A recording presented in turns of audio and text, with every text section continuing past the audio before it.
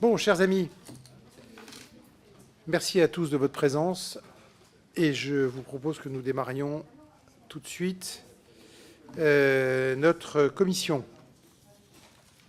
Alors d'abord, avant d'attaquer le dur ou le copieux de notre réunion, c'est-à-dire l'examen de la mission régimes sociaux et retraites du PLF 2025, on doit procéder au remplacement de Flavien Termet, député du Rassemblement national, qui a démissionné, et le groupe a proposé la candidature au sein de la MEX, je parle au sein de la MEX, pardon, au sein de la MEX pour le remplacer de Thierry Frappé. Voilà, donc je pense qu'il n'y a pas d'objection à ce remplacement, et donc c'est dorénavant Thierry Frappé qui siégera pour le Rassemblement national au sein de la MEX. Bienvenue dans la MEX, chers collègues. Voilà, je vais tout de suite donner la parole à Sandrine Runel, donc, qui est rapporteure pour avis de la mission régimes sociaux et retraites, en rappelant simplement pour l'ordonnancement de l'organisation de nos débats qu'après l'exposé de la rapporteure, chaque orateur de groupe aura 4 minutes. Vous le savez, qu'il y aura que les questions suivantes, 4 minutes. C'est un temps maximum, ce n'est pas un temps minimum. C'est-à-dire que si vous voulez faire moins, il n'y a aucun problème. Le café après commission sera d'autant plus rapide. Mais vous pouvez aller jusqu'à 4 minutes si vous êtes inspiré. Et les questions qui pourront être posées ensuite par tous les orateurs auront à durer 1 minute maximum. Et puis, bien sûr, on entendra les réponses. Oui, de la rapporteure ensuite. Voilà. Oui, bien sûr. Oui. Pour les réponses ? Non, pour l'intervention. Ah, pardon, 2 et 2. Oui, si vous voulez, bien sûr. Oui. Restons souples.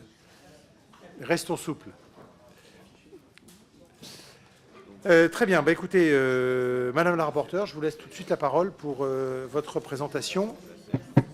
Chut, s'il vous plaît. Est-ce qu'on est tous prêts à démarrer? Non? Peut-être. Ah, pardon.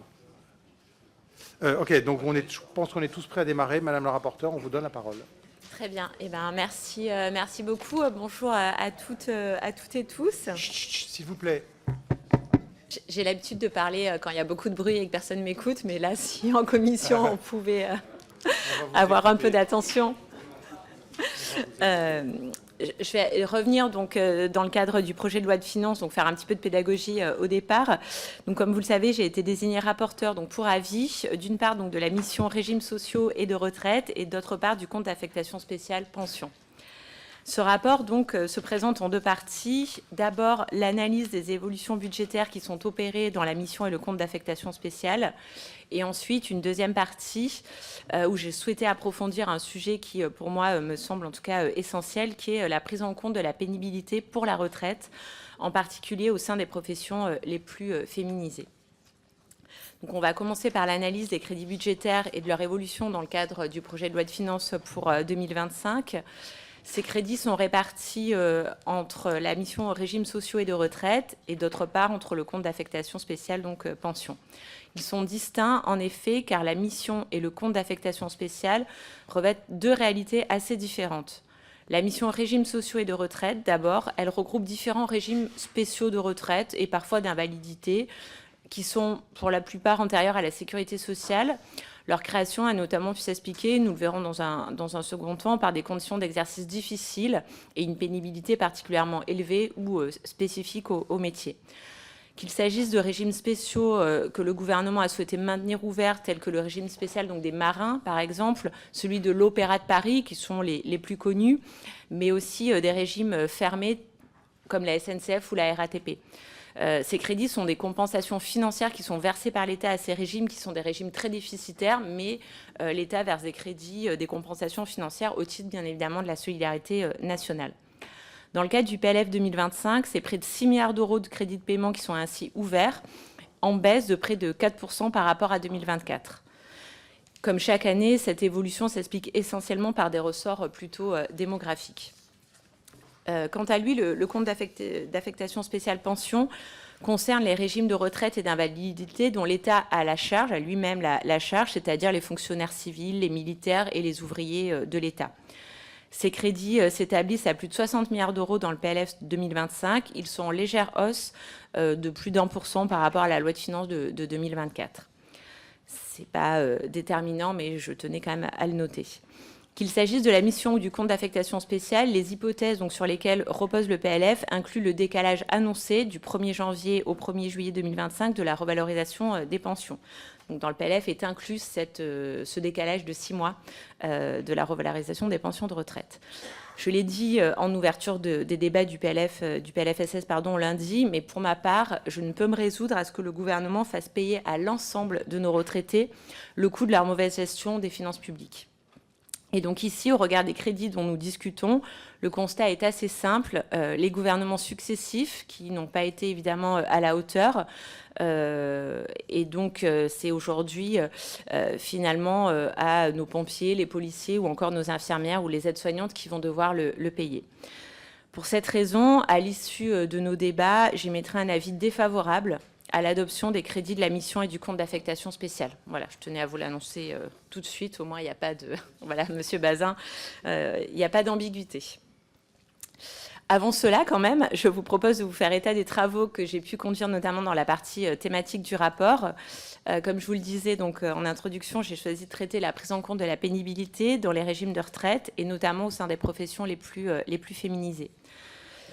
Avant tout, je voulais un peu revenir sur l'idée qu'on peut s'en faire et que je pouvais avoir également au début de ce rapport. Depuis le début du XXIe siècle, les réformes successives de nos systèmes de retraite ont consisté à reculer l'âge légal de départ à la retraite et à allonger la durée de cotisation. Finalement, toutes les réformes avaient ce même objectif.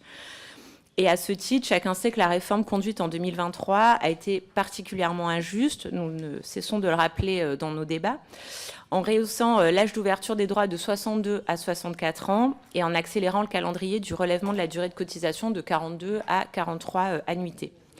En toute logique, cette réforme aurait dû rendre la prise en compte de la pénibilité des métiers pour la retraite encore plus nécessaire, notamment du fait de l'allongement de la durée, et en particulier pour les plus lésés, et notamment pour les femmes.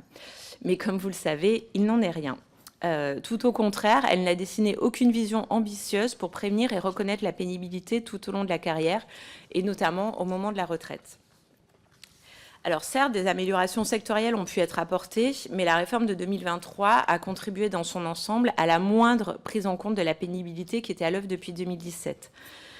J'y reviendrai. Mes chers collègues, le constat est assez clair. La pénibilité est inhérente à l'exercice de certains métiers, c'est un fait, c'est un constat. Mais oui, aujourd'hui, en France, il y a urgence à mieux prendre en compte justement cette pénibilité, notamment pour la retraite. Permettez-moi de partager avec vous quelques constats issus des auditions que j'ai pu mener, auxquelles certains d'entre vous ont par ailleurs pu participer.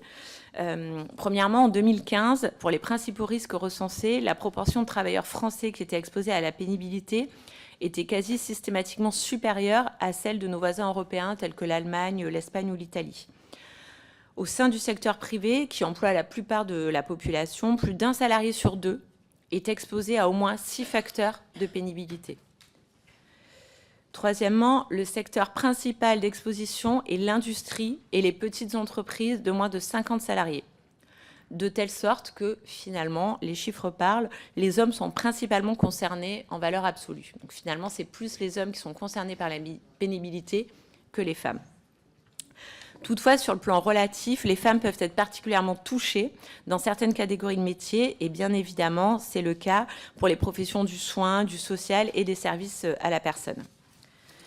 À titre d'exemple, la fonction hospitalière est particulièrement concernée par le phénomène avec un taux de féminisation extrêmement élevé. Près de 4 agents sur 5 y sont des femmes. Elles sont dès lors confrontées, plus que dans toutes les fonctions publiques et le secteur privé, à des horaires atypiques, à l'exposition à des risques chimiques, biologiques ou à des contraintes posturales et articulaires. Or, cette pénibilité, je ne sais pas si c'est nécessaire de le rappeler, mais elle a des conséquences graves sur la santé des travailleurs.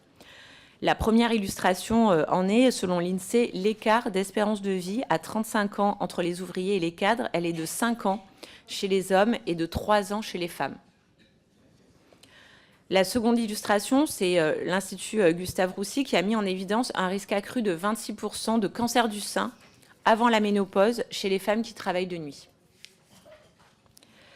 Face à ce constat, je vous pose la question de comment la pénibilité est-elle prise en compte aujourd'hui dans nos régimes de retraite. C'est une vraie question et c'est une vraie question qu'il faut désormais que l'on se pose collectivement. Parce qu'il existe 3 cas de figure principaux aujourd'hui. Le plus ancien concerne les régimes spéciaux, donc du fait du simple exercice d'un métier ou d'un métier au sein d'une certaine structure, un âge d'ouverture des droits anticipé est permis. La pénibilité est ainsi prise en compte au moment de la retraite par un âge dérogatoire de départ. Le deuxième concerne la fonction publique qui dispose d'un système similaire au travers des catégories actives et superactives. Certains corps et fonctions relèvent ainsi de l'une ou de l'autre de ces catégories. Et comme pour les régimes spéciaux, ces catégories permettent une ouverture de droits anticipée. À la suite de la réforme des retraites de 2023, elle est de 54 ans pour les superactifs, qui sont les policiers notamment, et de 59 ans pour les actifs, par exemple les aides-soignantes. Leur âge de suppression de la décote est également anticipé, respectivement de 57 à 62 ans. Le troisième cas de figure concerne donc le secteur privé, pour lequel des dispositifs de prise en compte de la pénibilité ont plus récemment été développés. Contrairement aux régimes spéciaux et à la fonction publique, cette prise en compte ne se fait pas au travers de dispositifs collectifs, mais de dispositifs individuels. Ils sont essentiellement au nombre de 2, donc le compte professionnel de prévention, dit le C2P, qui a succédé au C3P. Il permet aux salariés touchés par des facteurs de risque de cumuler des points. Ces points permettent de financer des formations, des reconversions ou notamment d'anticiper son départ à la retraite de 2 ans au plus par rapport à l'âge légal. D'autre part, il y a également la retraite pour incapacité permanente, entre 10 et 19%, et supérieure ou égale à 20%. Et ce dispositif permet lui aussi respectivement un départ à partir de 62 et de 60 ans. L'ensemble de ces dispositifs est certes salutaire, c'est un moindre mal, mais pour autant, au regard des auditions que j'ai pu conduire dans le cadre de ce rapport et un des déplacements également aux Hospices civils de Lyon, l'ensemble de ces éléments ont bien mis en avant non seulement la détérioration à l'œuvre depuis 2017, mais également leur inadaptation à nombre d'évolutions du monde du travail actuel. S'agissant de la détérioration de nos dispositifs de prise en compte de la pénibilité pour la retraite, il existe 2 reculs principaux. Le premier est le démantèlement du C2P. En effet, comme vous le savez, quelques mois après l'élection de 2017, ou l'actuelle majorité, je ne sais plus comment on peut les appeler, a retiré 4 des 10 facteurs de pénibilité qui étaient initialement reconnus. Ces 4 facteurs sont pourtant largement répandus, en particulier dans certaines professions très féminisées. Il s'agit des manutentions manuelles de charge, donc en fait le port de charge, c'est pas compliqué à comprendre, des postures pénibles également, des vibrations mécaniques, et ça on voit bien à l'hôpital, dans les EHPAD, ce que ça peut représenter, et également donc les agents chimiques. La conséquence, c'est le nombre de salariés qui sont déclarés exposés à chuter de 25%. Du coup, il y a moins de risques, donc forcément moins de salariés déclarés exposés à ces risques. Et c'est donc moins de 15 000 personnes qui ont eu recours à leur C2P depuis 10 ans. C'est mécanique, encore une fois. Cette détérioration n'étant rien compensée par la retraite pour incapacité permanente, laquelle est assez embryonnaire, elle représentait moins de 4 000 des plus de 800 000 départs à la retraite en 2023. Donc, je vous laisse faire le calcul en pourcentage. Le second est un double recul incessant, c'est celui des régimes spéciaux qui se réduisent toujours davantage. On le sait, un certain nombre de régimes sont désormais fermés. Et également celui des catégories actives ou superactives de la fonction publique dont le nombre comme l'intérêt diminue assez rapidement. Exemple typique que l'on connaît tous, c'est celui d'une infirmière qui était classée en catégorie sédentaire, qui est classée en catégorie sédentaire depuis 2011, et donc elle ne bénéficie de plus aucune prise en compte de la pénibilité pour la retraite, alors que les manutentions et le travail de nuit, lui, par contre, demeurent. Pour être tout à fait honnête, bien évidemment, il y a eu des revalorisations de salaire, mais qui ne compensent pas en tout cas cette pénibilité pendant les 20 ou 25 années de carrière. S'agissant de l'inadaptation de ces dispositifs au monde du travail actuel, nombreux phénomènes ont été pointés au cours des auditions, comme par exemple les CDD d'une durée inférieure à 1 mois, qui n'ouvrent aucun droit au titre du C2P, alors que les déclarations préalables à l'embauche de CDD de moins d'un mois ont augmenté de 165% entre 2000 et 2017. Donc on voit bien qu'on peut faire recours à des CDD de moins d'un mois, mais par contre, pour les droits à la prise en compte de la pénibilité, ça ne fonctionne pas. D'autres phénomènes nouveaux peuvent entraver l'accès à des dispositifs de prise en compte de la pénibilité. Je pense au phénomène de l'externalisation dans la fonction publique. À titre d'exemple, lorsque le bio-nettoyage est externalisé à l'hôpital public ou en EHPAD, ces femmes, ce sont souvent quand même des femmes, ne peuvent ni se prévaloir du bénéfice de la catégorie active, ni du C2P au titre des manutentions. Elles n'en ont pas le droit. Enfin, la charge mentale et émotionnelle. Concernant en premier lieu les métiers fortement féminisés, elle est aujourd'hui exclue de tout dispositif pour la retraite. Elle n'est pas prise en considération, elle n'est pas du tout prise en charge. En d'autres termes, la pénibilité des métiers féminisés reste donc aujourd'hui encore niée. Je pense donc en premier lieu évidemment aux métiers du soin, du champ social, qui se caractérisent par un contact direct avec un public souvent précaire, souvent difficile, et une confrontation quotidienne à des situations particulièrement difficiles, comme par exemple des travailleurs sociaux à l'ASE, des infirmières dans des services de gérontologie ou qui sont confrontés à des décès successifs. Alors que la France recule dans nombre de ces champs, certains pays européens, eux, par contre, progressent, y compris en matière de prise en compte de cette charge mentale et émotionnelle, et c'est le cas de l'Autriche ou de la Finlande. Face à ces constats, vous le verrez dans le rapport, diverses pistes sont explorées. Je n'aurai pas le temps de les développer ici, mais je vous invite bien évidemment à une lecture attentive de ce rapport. Mais plusieurs, en tout cas, propositions de réflexion, notamment sur la prévention de la pénibilité tout au long de la vie, laquelle peut passer par une meilleure mobilisation des fonds de prévention, notamment de l'usure professionnelle.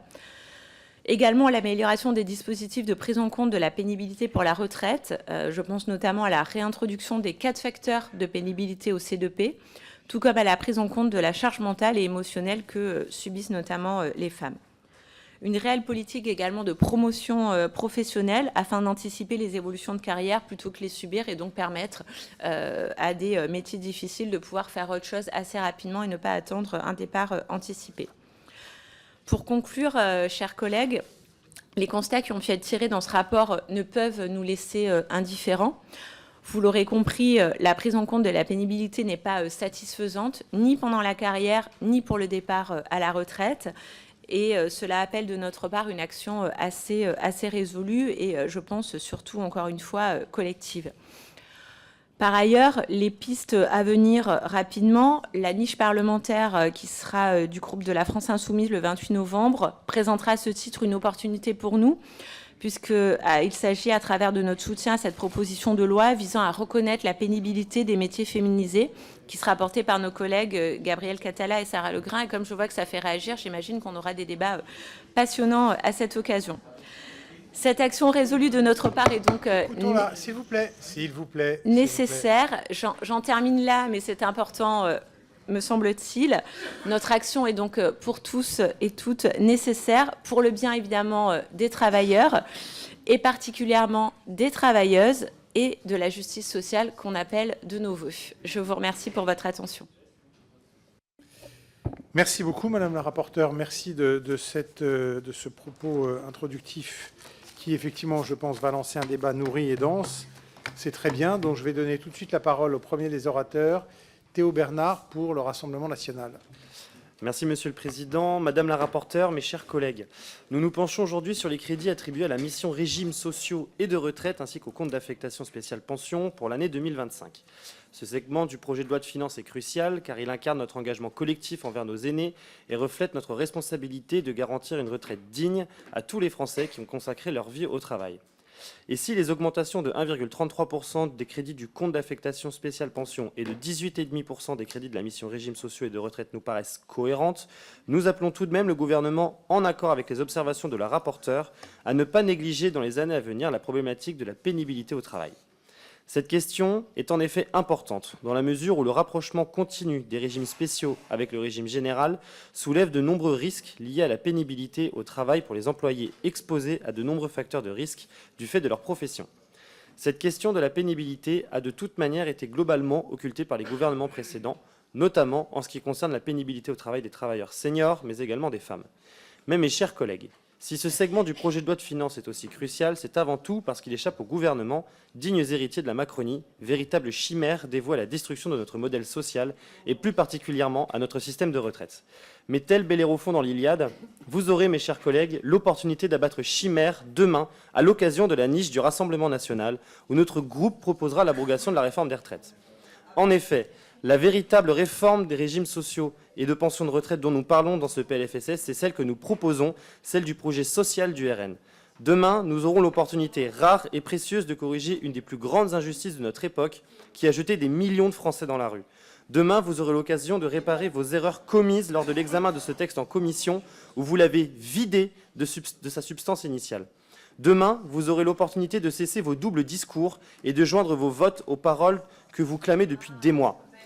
Demain, nous aurons la chance de défendre les intérêts des Français et d'arrêter de jouer à des petits jeux politiques qui n'ont aucun sens pour ceux qui attendent de nous des actions concrètes. Mes chers collègues macronistes, cessez de soutenir le combat fou d'un homme seul, désavoué à la fois par les Français, mais également à l'intérieur de son propre parti. Quant à vous, chers collègues d'extrême gauche, cessez d'être l'éternelle béquille de ce pompier pyromane. S'il y a de l'extrême gauche, madame. Pour une fois dans votre vie, arrêtez de faire barrage et faites sauter les digues. L'histoire jugera sévèrement ceux qui choisiront la politique partisane au détriment du bien commun. Alors je vous en conjure, mes chers collègues, demain, faites preuve de courage politique. Pour une fois, faites preuve d'audace. Rappelez-vous le mandat qui vous a été confié par les Français. N'oubliez pas les promesses que vous avez faites à vos électeurs et votons. Votons pour mettre fin à ce coup d'État démocratique qui a sévèrement affaibli notre République et ses institutions. Votons pour mettre fin aux erreurs d'un président déconnecté dont les actions sont uniquement motivées par des logiques comptables et financières. Demain, mes chers collègues, votons pour abroger cette réforme qui ne respecte ni le travail ni la dignité des Français. Je vous remercie. Merci, merci. Bon, vous n'avez pas beaucoup de questions pour l'instant, Madame la rapporteure. Alors, deuxième intervention, Monsieur Legac. Bien, merci Monsieur le Président. Chers collègues, donc, comme vous le savez, la mission régimes sociaux et de retraite a pour objet principal justement les régimes spéciaux de retraite dont la plupart préexistaient bien avant la création de la sécurité sociale. Celui de l'ENIM, par exemple, que je connais bien, date de Louis XIV. Ce sont généralement des régimes spéciaux au sens de l'article L711-1 du Code de la sécurité sociale, qu'il s'agisse des régimes de retraite des agents du cadre permanent de la SNCF et des agents du cadre permanent de la RATP, du régime social des marins, du régime de la CEITA, du régime minier, ainsi que plusieurs autres régimes fermés. Pour 2025, le budget total de la mission s'élève à près de 6 milliards d'euros et en hausse de 15,78% par rapport à 2024. Cette augmentation s'explique par la prise en charge de certains de ces régimes par la CNAV. En effet, l'article 15 de la loi de finances de la sécurité sociale de 2024 a prévu un nouveau schéma de financement des régimes spéciaux fermés avec un transfert du rôle d'équilibrage financier de ces régimes de l'État vers le régime général de la sécurité sociale. La mission, on l'a vu, comprend 3 programmes. Le programme 195, qui regroupe plusieurs régimes de retraite très hétérogènes, notamment le régime minier, qui est en voie de fermeture, tout comme celui de la CEITA. La CEITA, je le rappelle pour les plus jeunes, c'est l'ancien régime des tabacs. Le régime des anciens de l'ORTF, toujours pour les plus jeunes, l'ORTF, c'était la télévision française. Ou encore celui des régies ferroviaires d'outre-mer. Y ont été ajoutés depuis le 1er janvier 2024 les régimes de retraite de la culture, la Comédie Française et l'Opéra de Paris. Ce programme 195 voit une augmentation massive des crédits due à l'intégration des nouveaux besoins de financement compensant les déséquilibres des régimes fermés.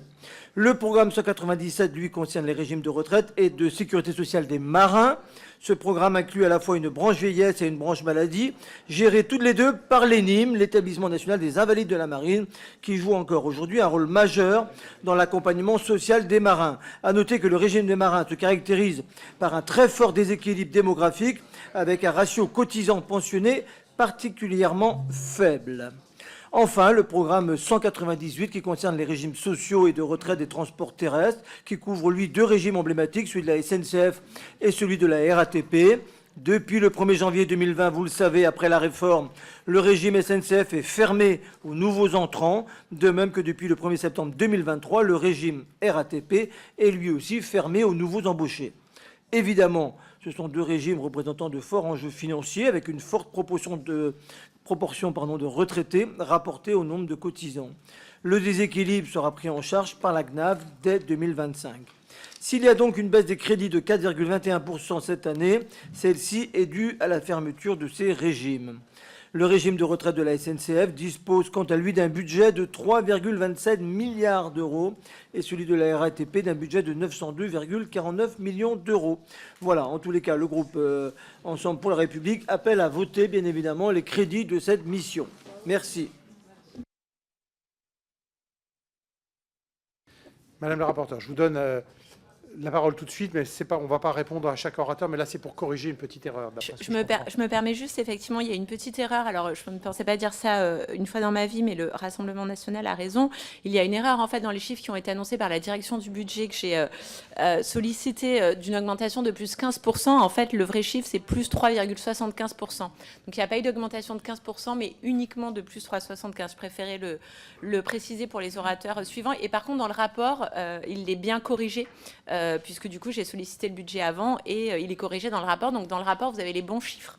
Voilà, c'était juste me permet une petite correction à ce niveau-là. Mais pour ne pas laisser croire qu'il y a quand même une augmentation de 15%, ce serait faux. Très bien, merci beaucoup. Alors, c'est M. Clouet d'abord et ensuite Mme Belouassa Chérifi, c'est ça? 2 minutes, M. Clouet. Hein. Bien sûr, Monsieur le Président, mais comme ça, pas 2 fois 4, c'est on finit par 2 la meilleure. fois 2. Bon, écoutez, le rapport est évidemment très très bon, donc je voudrais remercier la rapporteure. Il montre effectivement... Bah oui, bah écoutez, on peut avoir un avis objectif sur des textes quand même, un peu, c'est pas votre cas, nous c'est le nôtre. Donc, ce rapport, il montre 3 choses. Que la pénibilité, elle est à la fois méconnue, c'est-à-dire qu'on manque d'informations dessus, il y a peu de recherches qui sont faites, y compris dans les données statistiques. Deuxièmement, que la pénibilité, elle est niée, c'est-à-dire dès lors qu'on la constate, eh bien, il y a une absence de réponse de politique publique pour la prendre en charge et qu'elle est invisibilisée, c'est-à-dire que même lorsqu'il y a des politiques publiques qui sont mises en place sur la pénibilité, eh bien, elles tombent parfois à côté de la plaque. Elles ne prennent pas en compte l'ensemble des personnes concernées. Dès lors, le rapport, il fait une série d'analyses qui sont fondamentales, je pense, pour la réflexion de notre camp social. Celle sur laquelle je voudrais revenir, c'est celle des régimes pionniers, puisque donc, Madame la rapporteure, vous les évoquez à plusieurs égards. Les régimes pionniers, on va rappeler pour celles et ceux qui nous regardent en dehors, c'est ces régimes qui faisaient mieux que le régime général, qui ont été reconnus par la Sécurité sociale en 1945 et qui visaient à développer du mieux-disant, à inventer de nouvelles formes pour protéger les salariés, de nouvelles formes de reconnaissance de la pénibilité, de nouvelles formes de reconnaissance des qualifications des personnes, et à partir de ces nouvelles formes de reconnaissance, eh bien, les étendre progressivement, montrer qu'on pouvait faire quelque chose de nouveau et faire en sorte que le régime général puisse suivre. Il y a un ensemble de régimes que vous évoquez, par exemple celui des industries électriques et gazières qui ont, puisque même si vous avez voulu les faire disparaître, ils existent encore, et je souhaite qu'ils réapparaissent et qu'on les réétende, mais ce type de régime s'appuie sur l'exemple de la fonction publique, puisque ce sont des régimes qui reconnaissent des services actifs, c'est-à-dire selon la nature de l'activité que vous menez et sa pénibilité, eh bien, vous avez un temps de travail en situation de pénibilité qui est reconnu, ce qui fait un ratio de votre temps de travail, lequel ratio reconnaît des droits, notamment au départ anticipé. Et du coup, une question toute simple, Madame la rapporteure, est-ce que vous avez peut-être plus d'informations sur la santé au travail ou sur le bien-être des salariés qui sont dans ces types de régimes, puisqu'il faut rejeter ces crédits, comme vous le dites, et je pense qu'il faut d'autant plus les rejeter que vous nous montrerez l'intérêt de ces régimes. Sans transition, je vais intervenir sur la deuxième partie. Donc déjà, merci à Sandrine Runel d'avoir axé cette deuxième partie sur la pénibilité et plus précisément sur les métiers féminisés. Donc vous l'avez rappelé, mais en 2017, malheureusement, 4 critères sur 10 ont été supprimés. Pour rappeler ces critères, le port de charges lourdes, les postures pénibles, les vibrations mécaniques, l'exposition aux produits chimiques. On a supprimé ces critères de pénibilité lorsqu'on sait qu'en 2015, par exemple, la proportion des travailleurs français exposés à la pénibilité est supérieure à nos voisins européens. Et pourtant, toujours moins de protection des salariés. Et là, je pense précisément à l'inspection du travail qui, aujourd'hui, est réduite de 20%, avec des effectifs qui est un frein en fait pour l'application rigoureuse du Code du travail et notamment dans les métiers à risque. Et vous l'avez dit, Madame la rapporteure, les secteurs de l'industrie, mais aussi du BTP. Et cette pénibilité, en fait, elle est très axée pour les ouvriers qui subissent majoritairement les critères qui ont été supprimés en 2017. Et je vais revenir sur les femmes aussi qui sont confrontés aujourd'hui à des pénibilités, et notamment dans des métiers très féminisés. Vous l'avez dit, les aides à domicile, les aides ménagères qui représentent 97%, en tout cas les femmes représentent 97% de cet emploi. Elles ont des charges lourdes, des contraintes de posture. Je pense notamment aux infirmières, aux sages-femmes qui ont des horaires de nuit, qui sont exposées aux produits chimiques. Et on le sait, la pénibilité, ça réduit l'espérance de vie, vous l'avez dit, Madame la rapporteure, et c'est la raison pour laquelle il faut réintégrer ces critères dans le calcul du départ à la retraite. Merci beaucoup. Vous avez été parfait. Vous nous laissez 6 secondes de plus que vous n'avez pas utilisées. Parfait. Non, enfin, on les donne à personne, ne vous inquiétez pas. Très bien, je vais donner tout de suite la parole à Arnaud Simon pour le groupe socialiste. Merci, Monsieur le Président. Madame la rapporteure, chère Sandrine Runel, chers collègues, je vous remercie au nom du groupe socialiste et apparenté, Madame la rapporteure, pour la qualité de votre avis sur la mission régimes sociaux et de retraite et le compte d'affectation spéciale pension. Vous l'accentuez avec raison sur la non prise en compte de la pénibilité du métier pour la retraite. En effet, quel que soit le régime considéré, les dispositifs ont régressé sans compensation à la hauteur des préjudices subis par les travailleurs et notamment, vous l'avez dit, les travailleuses, en particulier dans les métiers du soin ou du champ social. Et ces dispositifs, comme vous le rappelez, sont insuffisamment adaptés aux évolutions économiques et sociales. Par ailleurs, votre avis révèle que cette année, les prévisions de crédits dédiés à la mission régimes sociaux et au compte d'affectation pension intègrent sans aucun scrupule le décalage de janvier à juillet 25 de la revalorisation des pensions de retraite sur l'inflation, alors que d'ordinaire, il n'enregistre que des crédits issus d'engagements pris par l'État préalablement et qui font consensus, là pour les pensions des fonctionnaires retraités et ailleurs pour compenser les déséquilibres financiers des régimes spéciaux. Ainsi, si dans ce PLF 2025, la mission régimes sociaux et retraites voit ses crédits augmenter pour 2025, cela est essentiellement dû à une mesure technique de périmètre et ne saurait en aucun cas masquer le gel des pensions des retraités des régimes spéciaux. En effet, cette mission voit ses crédits augmenter de 15%, car à partir de 2025, l'État aura compensé la sécurité sociale de son nouveau rôle d'équilibrage financier des régimes spéciaux fermés, ce en application de l'article 15 de la loi de financement de la sécurité sociale pour 2024. Concrètement, la mission inscrit le versement de l'État à 1 milliard d'euros à la sécurité sociale pour les régimes de retraite et des mines et de la SAITA. Le reste des crédits est stable, voire baisse, puisque le nombre de retraités des régimes éteints décroît.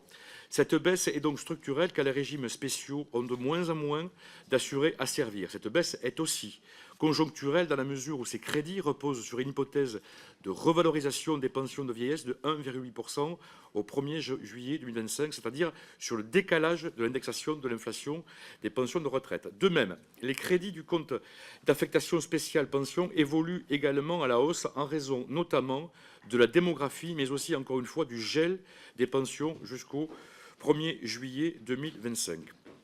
Le groupe socialiste et apparenté s'oppose fermement à cette mesure, car il s'agit d'une grave injustice envers nos retraités. En effet, comme pour les retraités du régime général, une telle mesure aura des effets négatifs sur les pensions des retraités, des fonctionnaires qui pourtant ont travaillé toute une carrière au service de l'intérêt général. Dans ces conditions, le groupe socialiste apparenté s'oppose aux crédits inscrits dans cette mission régimes sociaux et retraites. Quant à notre collègue Théo Bernard, je vous répondrai, chers collègues, en vous citant Victor Hugo, en vous disant que la chimère est au roi et que le peuple a l'idéal.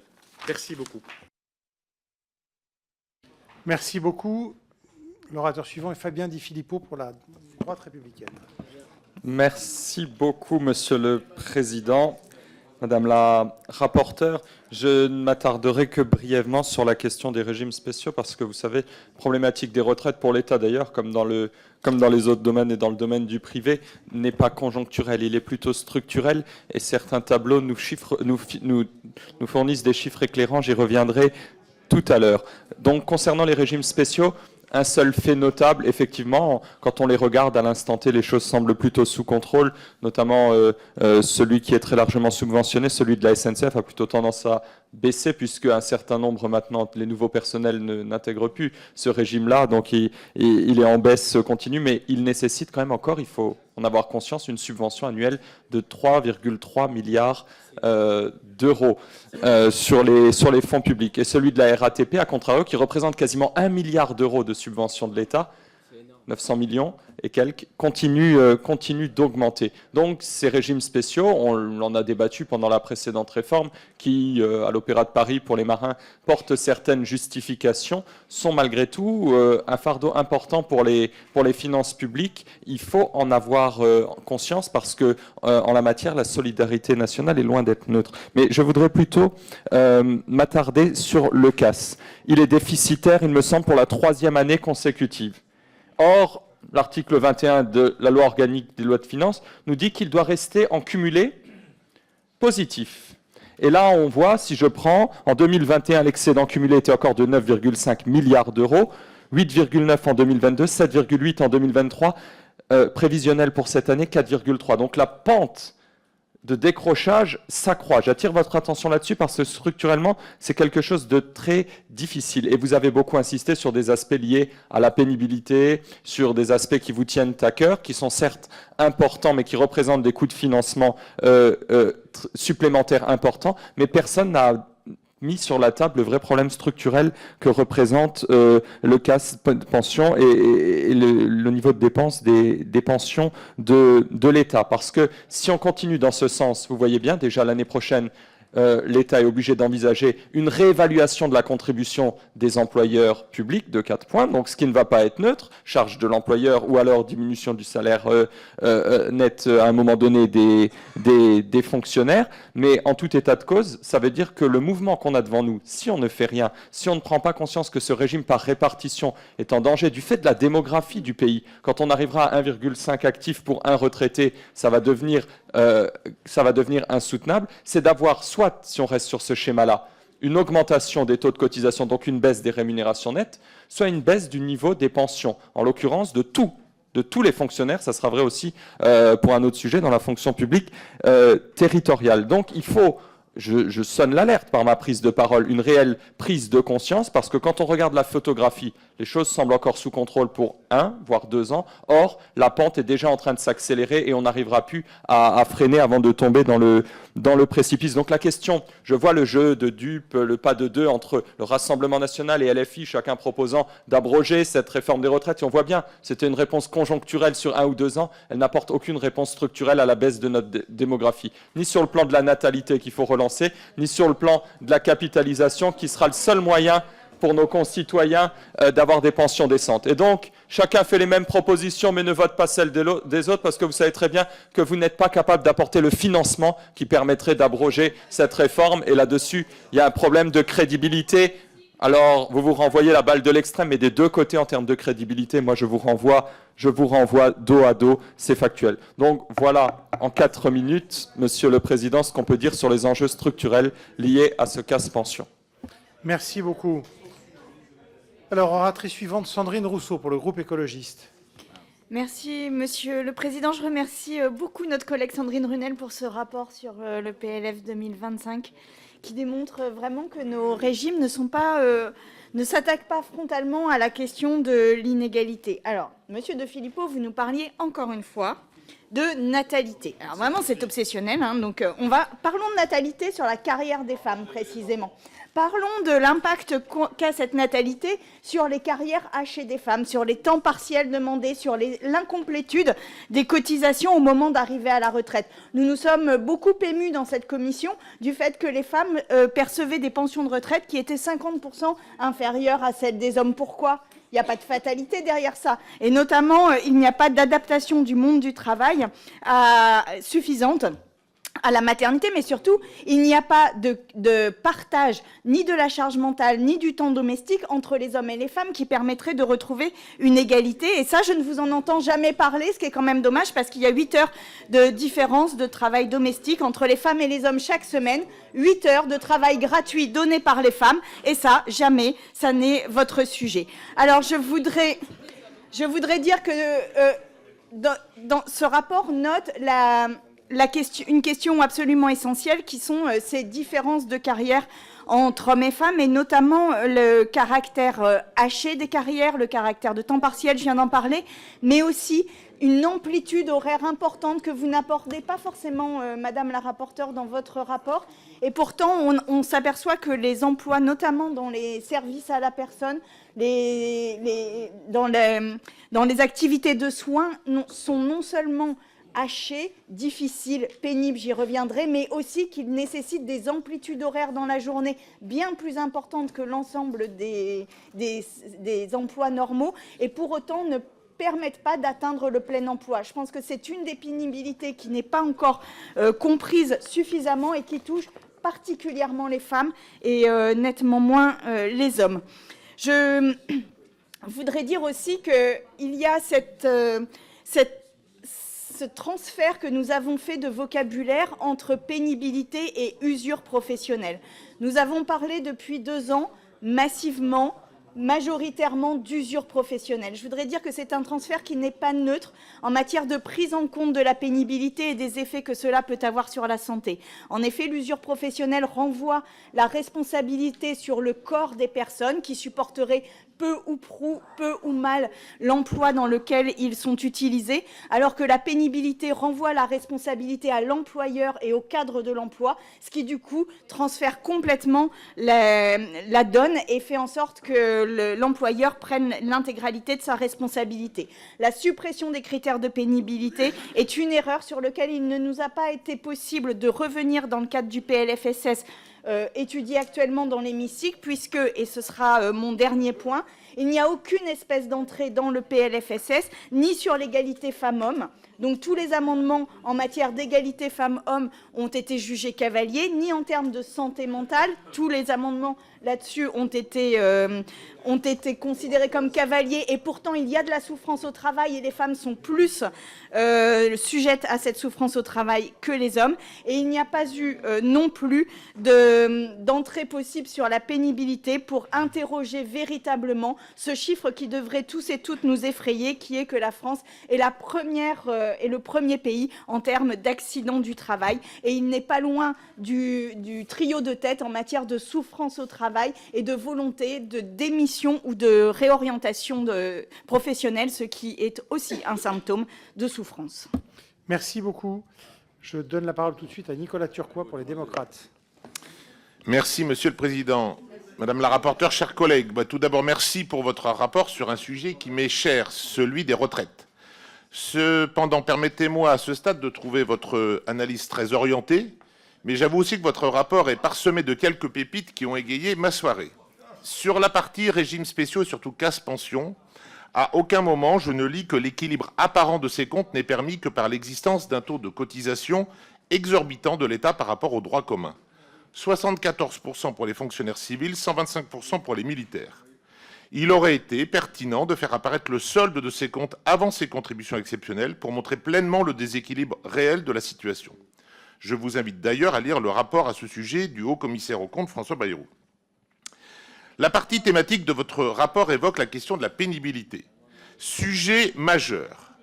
Mais à part la répétition régulière de la complexité à évaluer et à prendre en compte la pénibilité, je n'ai pas vu de proposition concrète pour faire évoluer le système. Vous déclarez sur le sujet de la pénibilité dans votre avant-propos, je cite, « La France recule alors que d'autres progressent ». Et vous les illustrez vos propos, page 19, par une étude datée de 2015, montrant que la proportion de travailleurs français exposés à la pénibilité était quasiment supérieure à celle de ses voisins européens tels que l'Allemagne, l'Espagne ou l'Italie. Donc vous faites donc référence à une étude d'il y a 10 ans qui montre que c'est quasiment pareil. Je ne peux m'empêcher de citer l'exemple d'avancée que vous citez, page 30. Vous citez l'Autriche, qui, depuis 2006, définit la notion de Schwerarbeit, travail lourd, pour prendre en compte la pénibilité. Là encore, je cite l'exemple. Lorsque le travailleur a occupé un emploi répondant aux critères cités pendant au moins 10 ans, au cours des 20 dernières années, il peut obtenir une pension pour travail lourd à partir de 60 ans, à condition d'avoir cotisé durant 45 annuités. Alors que l'âge légal d'ouverture des droits à la retraite s'est établi en Autriche à 65 ans. Donc 45 annuités à 60 ans, ça veut dire qu'il a commencé à 15 ans, pour un pays qui déclare l'âge légal à 65 ans. Vous citez aussi la Finlande. Et là encore, le travail interactif, vous évoquez, ça ouvre droit à une pension à partir de l'âge de 63 ans, âge légal d'ouverture des droits s'élevant à 65 ans. Donc au final, vous citez comme référence des pays où l'âge légal de départ est supérieur à la France et où le nombre d'annuités nécessaires est supérieur à la France. Merci de ces exemples. Comment pourrait-on faire évoluer la prise en compte de la pénibilité de façon pragmatique? Je vous rappelle des amendements que nous avons portés dans la réforme des retraites qui étaient insuffisants, mais qui me semblent utiles. On avait porté un amendement qui a permis de mieux prendre en compte les périodes de congé maternité dans le calcul de la retraite, et ce dès le 1er septembre 2023 pour toutes les futurs retraités. Une autre disposition de la loi a créé une surcote d'1 an avant l'âge légal, 5% par an pour les femmes bénéficiant de droits familiaux au titre de la maternité, de l'adoption, de l'éducation des enfants, ou enfin, pour celles ayant commencé tôt leur carrière, les périodes de congés parentaux sont désormais mieux intégrées au dispositif dit de carrière longue. On aurait pu évoquer aussi comment on fait diminuer la pénibilité au cours du travail plutôt qu'avoir à la compenser lors de la retraite. Donc merci, Madame la rapporteure, de votre rapport qui montre en creux que les réformes récemment portées sur la question des retraites étaient mieux disantes que ce qui se passe chez nos voisins et surtout nécessaires à la pérennité de notre régime de retraite par répartition. Merci beaucoup. Je donne la parole à François Jarnigon pour le groupe Horizon. Merci, Monsieur le Président. Avec la mission régimes spéciaux et de retraite, nous traitons aujourd'hui de régimes spéciaux comme ceux de la SNCF, de la RATP, des marins et des anciens mineurs. Ce sont des régimes anciens, souvent mis en place avant la création de la sécurité sociale et qui demandent encore aujourd'hui des financements publics conséquents. Pour 2025, ils nécessiteront plusieurs milliards d'euros supplémentaires par rapport à l'an dernier. Cette situation soulève des questions sur l'équité de notre système et sa lisibilité, alors que ces régimes spéciaux continuent d'exister au sein d'un paysage complexe pour les Français. La loi de financement de sécurité sociale pour 2024 a apporté un changement notable. Dès 2025, l'équilibrage financier de ces régimes fermés sera pris en charge par le régime général, une évolution qui recentre l'effort de solidarité nationale. En d'autres termes, les fonds destinés à stabiliser ces régimes proviendront directement du régime général, ce qui devrait faciliter la gestion et la compréhension des dépenses publiques en matière de retraite. Le compte d'affectation spéciale pension représente, lui, un effort budgétaire majeur, plus de 68 milliards d'euros pour 2025. La contribution employeur atteindra aussi plus de 78% pour les personnels civils, une obligation organique visant à garantir l'équilibre du système. Au cours des très nombreux débats que nous avons eus sur cette question des retraites, nous avons l'occasion de le dire, cela ne suffira pas sans des réformes de fond pour adapter notre modèle de retraite au régime démographique et aux réalités économiques. Les réformes de 2003, 2010 et plus récemment de 2023, que le groupe Horizon a soutenues en responsabilité, ont contribué à freiner l'augmentation des coûts, mais il reste encore des ajustements nécessaires pour solidifier la viabilité du système à long terme. Au-delà des chiffres, ces décisions touchent directement la confiance des Français envers leur régime de retraite. Le groupe Horizon et Indépendants votera en faveur des crédits de cette mission. Je vous remercie. Merci. Je donne la parole à Laurent Pagny-Fous pour le groupe LIOT. Merci, Monsieur le Président, Madame la rapporteure. Merci pour votre travail sur les retraites et en particulier sur les travaux sur la question de la pénibilité, absolument essentielle. Chers collègues, le budget pour 2025 marque une double injustice s'agissant des retraites et en ce qui nous concerne aujourd'hui, s'agissant des retraites des fonctionnaires notamment. La première d'entre elles, c'est bien sûr l'application de la réforme des retraites que nous avons combattue et que nous continuons à dénoncer. Outre le fait que cette réforme a été brutale et irrespectueuse du travail parlementaire et du dialogue social, elle est surtout injuste car l'essentiel des économies seront portées par les plus modestes, par ceux qui commencent à travailler tôt. D'autant qu'il est en réalité difficile de déterminer l'ampleur réelle des économies que cette réforme permettra. Le dernier rapport du corps vient relativiser, comme nous l'avions dit à l'époque, le caractère efficace de la réforme en matière budgétaire. Des économies seraient certes réalisées à court terme, mais à long terme, l'effet se tassera. Quant aux effets sur les autres postes de dépenses, notamment en termes de santé, de chômage, de RSA et autres prestations de solidarité, le gouvernement n'a jamais cherché à les connaître, alors qu'ils sont loin d'être marginaux. La deuxième injustice, c'est bien sûr le report de la revalorisation des pensions de janvier à juillet. Cette décision du gouvernement minore les dépenses, oui, mais surtout les pensions des retraités relevant des régimes de la mission. Nous nous y opposons dans le cadre de ce PLFSS et c'est notamment en vertu de cette disposition que notre groupe s'opposera à l'adoption des crédits de cette mission. Celle-ci se traduira par une vraie perte de pouvoir d'achat qui s'appliquera uniformément à tous les retraités dans un contexte toujours important d'inflation. Puisque nous abordons entre autres les retraites des fonctionnaires, j'en profite pour insister sur un point cher à notre groupe, celui de l'existence d'une surrémunération dite prime de vie chère pour les fonctionnaires ultramarins qui n'ouvrent pas droit à cotisation et donc à retraite. Une grosse perte de revenus pour ces derniers au moment du départ à la retraite qui exige de soumettre cette rémunération à cotisation afin de réévaluer le montant des retraites des fonctionnaires ultramarins. Enfin, je voudrais aborder la question de la pénibilité, puisque, Madame la rapporteure, vous avez fait le choix de consacrer votre rapport à ce sujet. C'est un angle mort de la précédente réforme, alors que ce devrait être une de nos priorités. D'autant que celle-ci a fait le choix de la mise en extinction de certains régimes spéciaux, dont l'existence découlait notamment de la volonté de prendre en compte la pénibilité propre à certains régimes. Vous citez à juste titre la pénibilité des agents de la fonction publique, et notamment hospitalière, où les femmes sont très représentées. Les âges de départ anticipés pour les catégories actives et superactives seront pourtant relevés progressivement du fait de la réforme des retraites. C'est l'une des raisons pour lesquelles nous proposions par exemple d'étendre le compte professionnel de prévention aux contractuels et agents de la fonction publique. Nous proposons aussi de réintroduire les facteurs de pénibilité dits ergonomiques que sont les manutentions manuelles de charge, les postures pénibles et les vibrations mécaniques au C2P via un dispositif plus facile pour les employeurs reposant sur le dialogue social. Bref, nous vous rejoignons, Madame la rapporteure, sur ce sujet de la pénibilité qui doit nécessairement être retravaillé et que nous devons surtout ne pas oublier lorsqu'il est question des retraites. Je vous remercie. Merci. Je donne maintenant la parole à Stéphane Peu pour le groupe GDR.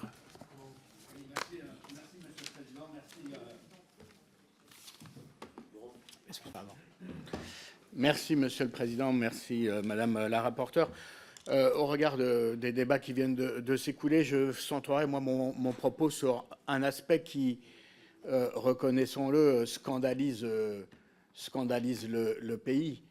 C'est la décision, dans le cadre de la préparation du budget, de geler les retraites, toutes les retraites. 73% des Français, dans un sondage qui est paru ces derniers jours, s'opposent à cette mesure absolument injuste. Et j'aurais envie de vous demander, parce que c'est une double trahison. D'abord, c'est la trahison de la parole du président de la République qui date du mois de juin dernier, où le président de la République, dans une déclaration solennelle, dit hors de question que les retraites puissent être une variable d'ajustement budgétaire. C'était au mois de juin. Nous sommes au mois d'octobre et le budget qui est proposé au pays fait exactement l'inverse. La deuxième chose que je voudrais dire, c'est que, par ailleurs, cette proposition dans la loi de finances, qui tape sur les retraités de manière totalement indifférenciée, quel que soit leur niveau de pension, est doublement injuste. Il est injuste parce qu'il va faire perdre du pouvoir d'achat aux retraités, et il est injuste parce que la revalorisation qui est envisagée au 1er juillet au lieu du 1er janvier sera moindre, puisqu'elle est calculée sur les derniers mois d'inflation et qu'on peut espérer que l'inflation continuant de décroître, le niveau de revalorisation au 1er juillet sera inférieur à celle qui aurait dû avoir lieu au 1er janvier. Cette double peine contre les retraités scandalise notre pays à juste titre. Et j'ai envie de dire et d'interroger nos collègues macronistes, mais que les retraités vous ont-ils fait pour vous acharner sur eux comme vous l'avez fait depuis 2017. Il y avait en 2017 dans notre pays, en 2017 7,5% des retraités qui vivaient en dessous du seuil de pauvreté. Aujourd'hui, nous sommes en 2024, il y a 10,5% des retraités qui vivent en dessous du seuil de pauvreté. Voilà, en quelques mots, le bilan de votre action. Je ne vais pas ajouter les mesures depuis 2019 qui ont contribué à faire perdre du pouvoir d'achat aux retraités. C'est un fait. il y a un acharnement absolument injuste, indifférencié, qui fait qu'aujourd'hui, dans les banques alimentaires ou dans les travaux d'appoint, tous les matins, devant chez moi, j'ai des retraités qui partent distribuer des prospectus et des journaux. Et quand je vais au Restaurant du Cœur ou au Secours populaire de ma circonscription, mais ça doit être valable partout, nous avons et des jeunes étudiants et des retraités qui sont les deux publics qui fournissent les queues devant les banques alimentaires ou devant les associations caritatives. Donc cette mesure est absolument, je le répète, scandaleuse, et nous vous demandons de renoncer et de surseoir à cette désindexation et à ce gel des pensions de retraite qui va plonger un tout petit peu plus les retraités qui sont déjà dans de grandes difficultés, qui vont les pousser dans des difficultés un peu plus grandes. J'ajoute que, s'agissant des retraités qui vivent en dessous du seuil de pauvreté, c'est 20% des retraités qui vivent seuls, et malheureusement, au fil du temps, ils sont de plus en plus nombreux à vivre seuls, et je suis sûr que chacun d'entre vous a des visages et des situations concrètes bien en tête quand on parle de se retraiter seul en dessous du seuil de pauvreté. Je vous remercie.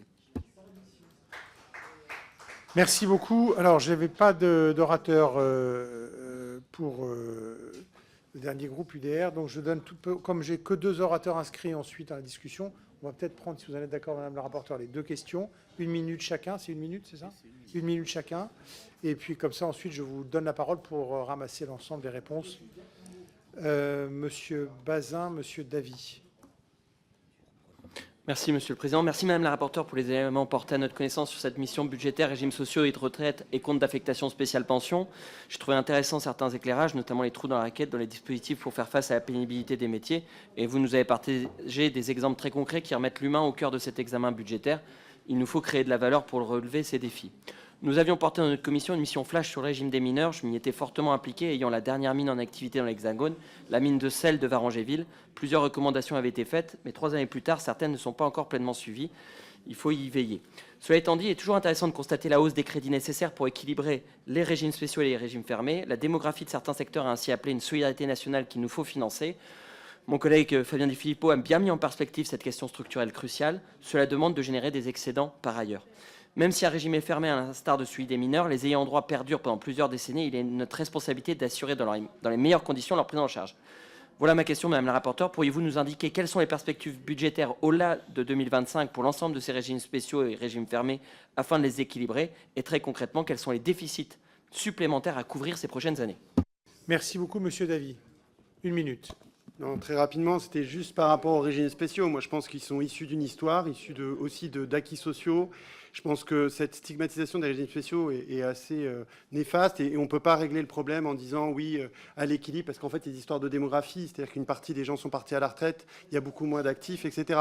Mais je vous ferai juste la remarque, mon cher collègue, puisque le principal problème, c'est les pensions civiles et militaires, c'est 64 milliards d'euros et on ne va pas changer les règles pour que nos militaires aillent travailler jusqu'à 67 ans. Donc on voit bien qu'il y a des spécificités. Ben oui, mais n'empêche que sur les 70 milliards d'euros, c'est 64 milliards d'euros pour les pensions civiles et militaires. Et c'est 4 milliards d'euros pour la SNCF et la RATP. Donc quand on voit bien ces grandeurs, on voit bien qu'effectivement, il y a une spécificité. Il y a une spécificité pour les militaires. Il y avait une spécificité à l'époque pour la RATP et pour la SNCF. On est capable d'encaisser ces spécificités et d'arrêter les stigmatisations des uns ou des autres. Très bien. Alors, je vais donner la parole à Madame la rapporteure. Monsieur Liorey. Oui, mais là, on va glisser, non, vous ne croyez pas? Oui, non, juste une intervention. Alors, Monsieur Liorey. Oui, merci. Juste une intervention. J'aurais répondu volontiers à Monsieur Di Filippo, mais comme il est absent, je pense qu'il s'exprimait au nom du groupe LR. Eh bien, un groupe droite républicaine, excusez-moi, vous nous appellerez dorénavant Rassemblement National et non pas Front National, n'oubliez pas. Juste une... Eh bien, je vous remercie. Allez, Monsieur Liorey, le temps de parole s'écoule. D'accord. Monsieur Di Filippo mettait dos à dos la gauche et l'extrême gauche. Je fais la différence entre les deux. Et le Rassemblement national disant que nous n'avions aucune mesure de fond pour la question des retraites, et en particulier que nous ne parlions pas du tout de la natalité. Alors si, nous en parlons. Il y a un besoin, un désir d'enfant pour les femmes qui est aujourd'hui environ à 2,24 enfants, alors que le taux de natalité n'est que de 1,87. Nous avons dans notre programme effectivement des mesures, en particulier les allocations universelles et non pas liées aux revenus, la deuxième part fiscale dès le deuxième enfant, ainsi qu'un prêt public à taux zéro. Excusez-moi, monsieur Leray, mais là, d'abord, le temps de parole s'est écoulé, puis on est malgré tout un tout petit peu loin du sujet. On va essayer de... Merci, mais en tout cas... Oui, mais on ne peut pas laisser dire n'importe quoi, monsieur le Président. Vous l'avez relevé. Vous l'avez relevé. Chut, chut, chut, s'il vous plaît.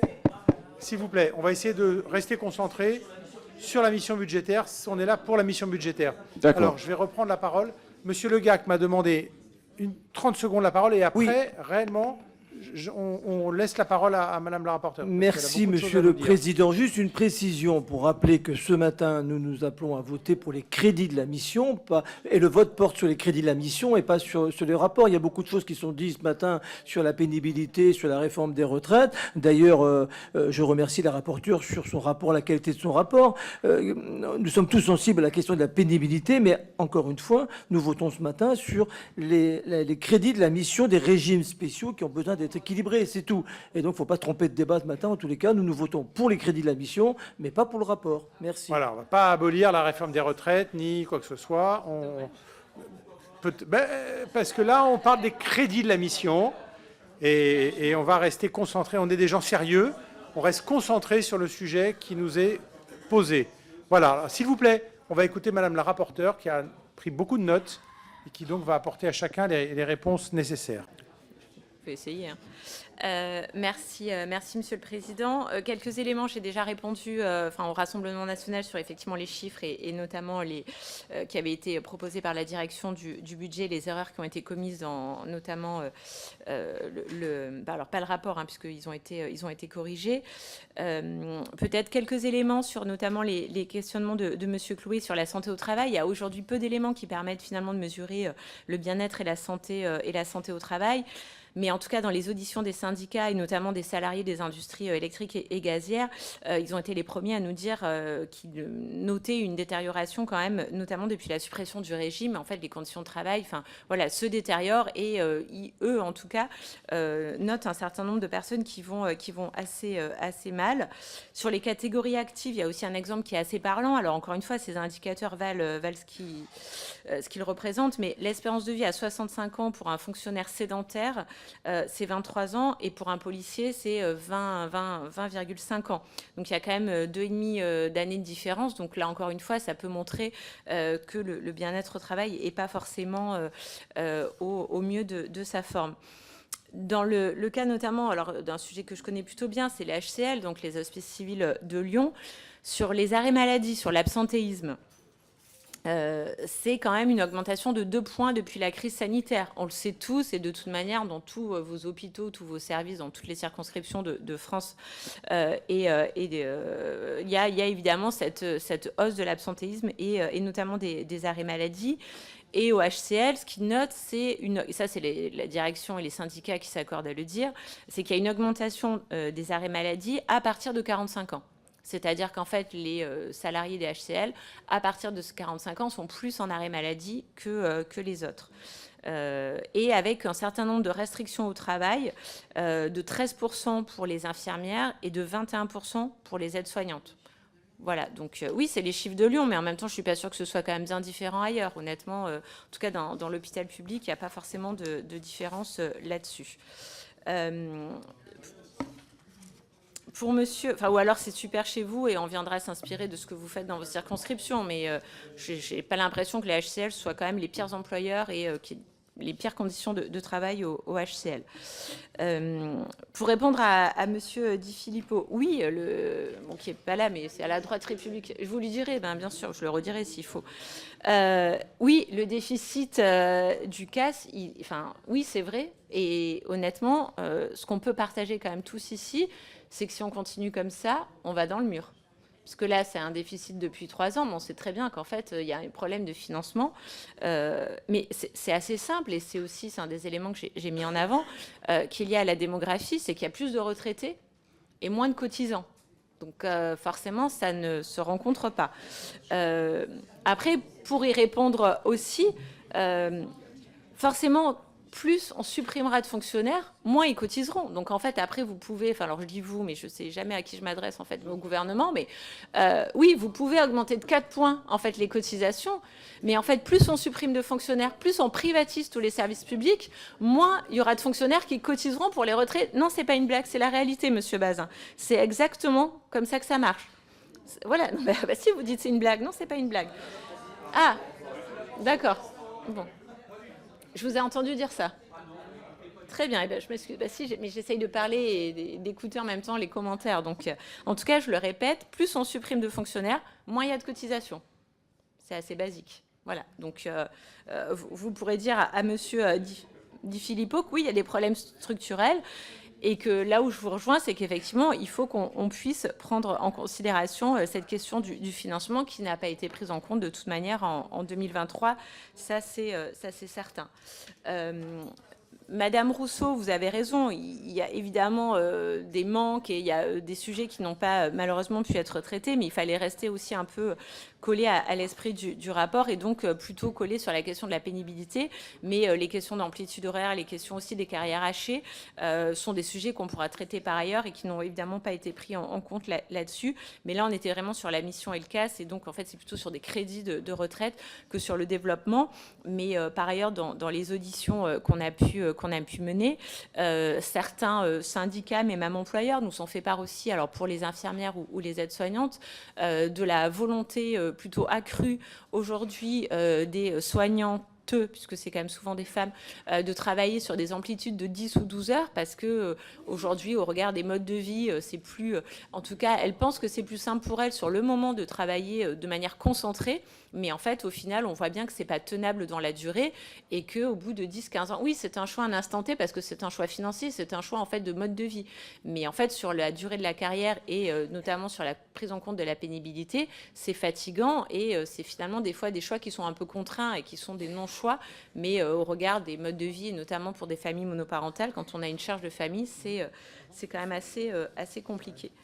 Peut-être un mot sur Monsieur Turquoise, sur ce que vous avez mis en avant. Alors, moi, je ne lis pas François Bayrou, peut-être à tort, mais... on en parlera peut-être autour d'un café.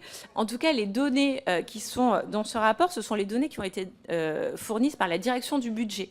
Donc, moi, je vous invite à vous adresser au ministre concerné. L'étude de la DARES, puisque j'ai auditionné la DARES, elle date certes de 2015, mais c'est une étude en continu et c'est une étude qu'ils utilisent encore à l'heure actuelle. En fait, ce sont leurs données, ce sont leurs chiffres. On a auditionné la DARES et la DRES et ce sont les données qui nous ont fournies, donc il y a moins d'un mois, dans le cadre de la rédaction de ce rapport, et qui sont les données qu'ils utilisent aujourd'hui pour faire tout un tas d'études, d'analyses, et qui leur permettent, alors c'est peut-être pour ça aussi qu'on est dans le mur, mais en tout cas, c'est ces données qui sont utilisées. Évidemment, si des députés avaient été là, ils l'auraient entendu de leurs propres oreilles. Sur les pays européens, les comparaisons qui ont été faites, je vous trouve un petit peu de mauvaise foi, vous m'excuserez, mais en fait, à aucun moment, j'ai dit que leur système de retraite était bien. Je parle de la prise en compte de la charge mentale et émotionnelle. C'est uniquement sur cet aspect-là. Et honnêtement, sur cet aspect-là, en France, on est loin, vraiment très très loin, de la prise en considération de ces aspects-là. Donc, c'est important quand même de se dire que quand on parle de pénibilité, il y a cet aspect charge mentale, charge émotionnelle. Quand vous êtes confronté, vous êtes un travailleur social, vous avez 10 ans de carrière, que vous êtes confronté jour et nuit à des gamins qui ont été placés, des gamins qui ont été violés, des gamins qui sont maltraités, oui, au bout d'un moment, c'est difficile. Donc, on doit prendre en compte cette pénibilité. Quand vous êtes confronté également à des seniors dans des services de géronto, à des personnes qui sont mourantes et à leur famille, oui, c'est une vraie difficulté. Et donc, c'est ça la charge mentale et émotionnelle. Et force est de constater qu'en tout cas, en Autriche et en Finlande, ils le prennent en considération. Alors peut-être que leur système à côté n'est pas bon, ça j'en conviens, mais je crois qu'aujourd'hui on est dans une telle situation qu'il faut savoir aller piocher tout ce qui est bon à prendre ailleurs pour faire un système qui aujourd'hui serait intéressant, parce qu'on voit bien que notre système il est quand même bien perfectible et qu'en Europe il y a des choses intéressantes qui se font, il y a sûrement des choses en tout cas à ne pas retenir, ça c'est certain. peut-être sur ce que disait monsieur Panifous, oui, moi je vous rejoins et je le partage, et on a déjà eu l'occasion de le dire, il faut réintégrer ces 4 critères, c'est une nécessité. Honnêtement, il faut réintégrer les critères de pénibilité. On voit bien que le fait d'avoir enlevé ces 4 critères, ça ne correspond pas à la réalité des métiers, et donc oui, il faut les réintégrer. Après, sur le gel et la revalorisation des pensions, oui, je suis malheureusement d'accord avec vous. Et par contre, je trouve que c'est quand même le lieu pour en parler, contrairement à ce qui a pu être dit. Oui, c'est un scandale, en fait, de décaler de 6 mois la revalorisation des pensions de retraite. Voilà, là-dessus, honnêtement, moi je pense que c'est un scandale et qu'il faut effectivement pouvoir en débattre. Voilà. Pour autant, je suis malheureusement pas encore, j'ai pas encore le pouvoir de le faire, mais ça viendra peut-être et ça viendra. Nous sommes un certain nombre de collègues ici à en tout cas le souhaiter et à le partager. Monsieur Bazin, donc sur la mission, alors. Avant de répondre peut-être à Monsieur Bazin en particulier, je reviens sur un des éléments qui a été mis en avant ici, mais ça revient toujours dans cette commission, c'est la question de la natalité. Il faut arrêter de croire qu'on fait des enfants. Non, mais c'est pour ça, c'est pas vous, Monsieur Bazin. Je dis avant de vous répondre. Il faut arrêter de croire qu'en fait, on fait des enfants pour financer le système de retraite. Voilà, donc surtout pas, enfin honnêtement c'est quand même pas ça, voilà, donc bien sûr que ça y contribue, mais en fait on ne fait pas des enfants pour ça. Arrêtez de demander chaque fois, tous les mercredis matins dans cette commission, aux femmes de faire des enfants, enfin c'est insupportable honnêtement, mais bien sûr que si c'est ça, si vraiment c'est ça quoi, voilà, enfin... Si, on en parle tous les mercredis. Ouais. S'il vous plaît, Monsieur Bazin n'a pas dit ça, mais enfin bon. Non, c'est ce que j'ai dit. J'ai pas dit que c'était Monsieur Bazin, j'ai dit avant. De manière générale. Voilà. Oui, voilà. Non, pas du tout, au contraire. Non, pas du tout. En tout cas, c'est une question qui réveille l'attention. Non, j'ai bien dit, par contre, je voudrais redire à l'attention particulière de Monsieur Bazin, j'ai bien dit, avant de répondre à Monsieur Bazin, je voudrais revenir sur des éléments qui ont été dits. Donc, en aucun cas, Monsieur Bazin, ça n'était à votre attention. Par contre, oui, sur cette, sur les différentes questions que vous avez posées, encore une fois, on a peu d'éléments qui ont été communiqués par la direction du budget là-dessus, donc sur les perspectives, sur les évolutions, sur la perspective, en fait, le budget, la direction du budget, en fait, a peu d'éléments aujourd'hui sur la trajectoire que cela pourrait prendre. Ils sont à peine... Non, en tout cas, ils n'ont pas été communiqués. Donc, non, on ne les a pas, nous, aujourd'hui. Ils n'ont pas été communiqués dans le cadre du rapport. Voilà. Donc, après, vous avez peut-être plus d'entrées que moi, mais en tout cas, nous, on ne les a pas. Donc, non, véritablement, honnêtement. Et pourtant, ça a été demandé. Enfin, voilà, la CNAV aussi a été auditionnée. Donc, il y a peu d'éléments, en fait, sur les trajectoires et le déficit qui pourrait s'accumuler d'année en année, avec notamment les dernières réformes qui ont été mises en place et les perspectives démographiques qui, encore une fois, ne sont pas réjouissantes. Mais donc voilà, je vous invite peut-être à aussi interroger les ministres concernés pour peu qu'ils viennent assister au débat dans le cadre du PLFSS. Merci beaucoup, merci pour ces réponses nourries. J'ai Madame Rousseau qui souhaitait prendre à nouveau la parole. Et monsieur... Alors, attendez. Comme on est tranquille, il n'est que 10h44, on a un tout petit peu de temps, je ne vais pas réouvrir une heure de débat. Mais puisqu'il y a une ou deux orateurs qui veulent prendre la parole, je veux bien les prendre et on clôturera ensuite. Donc, Madame Rousseau, Monsieur Le Gac et Monsieur. Merci, Monsieur le Président. En fait, sur les 12 heures, j'ai entendu exactement la même chose. Dans la mission sur les urgences psy que nous avons menée, les infirmières et les aides-soignantes demandent des taux de rotation à 12 heures pour avoir plus de temps pour elles. Après, j'alerte juste sur le fait qu'en général, c'est pour échapper à des conditions dégradées de travail et pénibles de travail qu'elles concentrent en fait sur quelques jours pour avoir plus de temps éloigné du travail. Ce qui en fait les met en danger encore plus en termes de santé. Donc voilà, je voulais juste préciser ça parce que qu'il n'y ait pas d'ambiguïté sur les propos, quoi. Merci beaucoup. Non, mais c'est important. Monsieur Le Gac. Oui, non, juste, Président, une précision, puisque la rapporteure a évoqué le gel des retraites, et puis aussi notre collègue Stéphane Peu, pour dire que nous sommes très à l'aise sur cette question. Le groupe Ensemble pour la République est opposé au gel de la revalorisation des pensions, et je vous donne rendez-vous à l'article 23 sur le PLFSS. Nous avons déposé un amendement de suppression, donc je ne peux pas être aussi clair. Merci. Alors, Monsieur Le Peu n'est pas dans notre commission, donc il n'a pas participé au débat nourri qu'on a eu pendant une semaine, mais il était en débat dans l'hémicycle, donc il a... Voilà. Non, mais vous avez raison de rappeler que c'est une proposition du gouvernement, mais qui n'a pas rencontré, au moins dans notre commission, un écho très fort. Voilà, on va dire ça comme ça. Madame Gruet. Chut, chut, chut. Parlez-vous. Merci, Monsieur le Président. Peut-être 2-3 éléments par rapport à la pénibilité. Je vous remercie d'avoir salué que c'était un enjeu fort à travailler.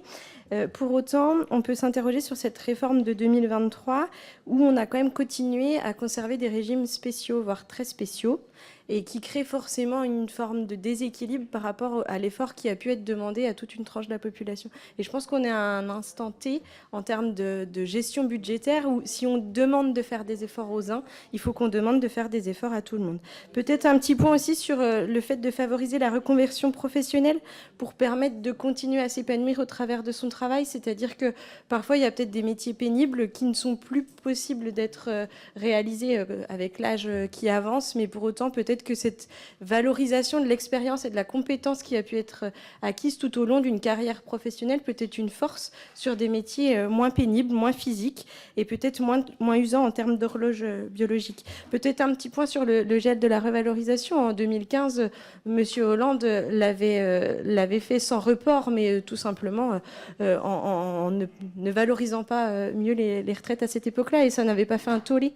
Donc je crois que si on veut être capable de faire des réformes qui tiennent la route et diminuer nos dépenses, il faut qu'on soit capable de demander des efforts à tout le monde. Merci, Monsieur le Président. Oui, là, ça déborde, ça déborde. Monsieur Marle.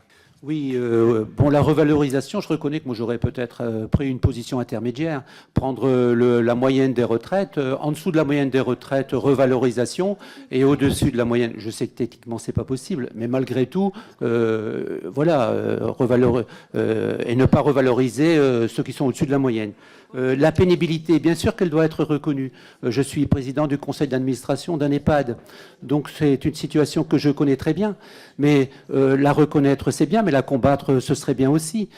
Par exemple, il y a l'installation de rails dans les chambres qui permettent de soulager énormément le personnel.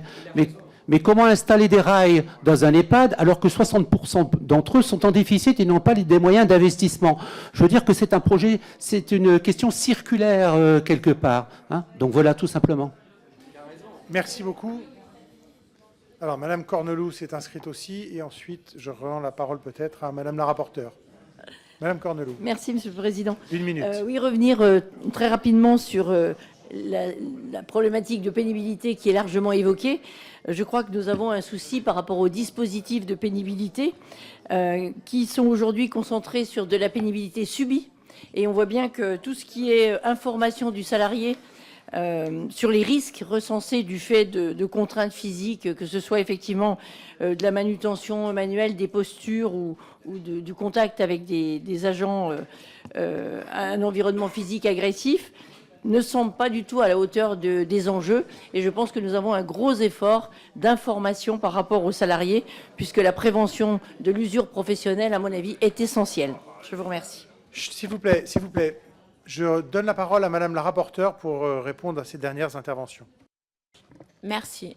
Déjà, je voulais saluer la prise de position de Monsieur Le Gac, parce que je suis ravie de connaître votre position et de savoir que vous avez déposé un amendement, oui, de votre position de groupe, bien entendu, et qu'un amendement a été déposé. Et soyez assurés que si on arrive jusqu'à cet article-là pour l'examen du PLFSS, on le soutiendra, parce que c'est quand même... Bah, oui, mais bon. En tout cas, évidemment, ce que nous, on y est aussi fortement opposés, et que votre groupe également, donc c'est plutôt une bonne chose. Madame Gruet, en fait, oui, sur la pénibilité, alors il y a c'était toute l'origine des régimes spéciaux, pas spéciaux, en fait, hein, bien évidemment, on prenait en compte un certain nombre de pénibilités, en tout cas de spécificités. Les métiers ont quand même évolué, la société a évolué, donc il y a un certain nombre de choses à revoir. Après, je vous rejoins. Oui, il faut faire des efforts. Il faut que tout le monde fasse des efforts. Mais ça veut dire aussi que, du coup, les plus aisés et les plus riches doivent contribuer aussi au financement. Donc oui, faisons des efforts, mais tout le monde doit en faire. Et donc pas forcément que les petits retraités ou les fonctionnaires qui ont quand même du mal à aussi aujourd'hui finir les fins de mois. Et puis, il y a aussi quand même des régimes spéciaux qui sont aujourd'hui regardés de près, qui sont les marins et les pêcheurs. Et aussi, il faut leur demander, en fait, honnêtement, de contribuer et de faire des efforts. Donc, je vous rejoins sur ça, mais je pense qu'on ne peut pas aussi échapper aujourd'hui, dans la situation financière dans laquelle est notre pays, à faire contribuer et à faire aussi soutenir cet effort-là à ceux qui en ont les moyens. Peut-être répondre quand même aussi, parce qu'on en entend beaucoup parler depuis hier, sur le fait du gel sous la présidence de François Hollande. Enfin, je vous rappelle quand même, mes chers collègues, que l'inflation, c'était pas la même qu'aujourd'hui, ni que l'année dernière. 2014, l'inflation était à 0,5%. En 2015, elle était à 0%. En 2016, elle était à 0,2%. Et en 2017, à 1%. C'est pas tout à fait la même qu'aujourd'hui. Ça fait quand même là 3 ou 4 ans qu'on a des taux d'inflation à plus de 2%. Donc, c'est quand même pas la même chose, en fait, de gel. Non, non, pas du tout. Au contraire, c'est vous qui êtes de très mauvaise foi. C'est pas les mêmes taux d'inflation. Et donc, en fait, ce n'est absolument pas la même chose. S'il vous plaît, allez. Oui. C'est pas aux petits retraités et c'est pas aux petites retraites de compenser et de faire la variable d'ajustement, ce qui par ailleurs, en plus on le sait très bien, on sait ce que ça pourrait rapporter cette économie-là, et c'est un scandale parce que moins de 4 milliards pour ce que ça va coûter par contre humainement aux retraités et à l'ensemble des retraités, c'est un scandale honnêtement d'avoir cette proposition, et d'ailleurs même le groupe Ensemble pour la République vient de le souligner. Très bien, merci beaucoup. Allez, essayons de rester concentrés sur Pardon, j'ai oublié de répondre à une question très intéressante pour le coup, concernant les installations. Alors oui, c'est vrai, vous avez raison.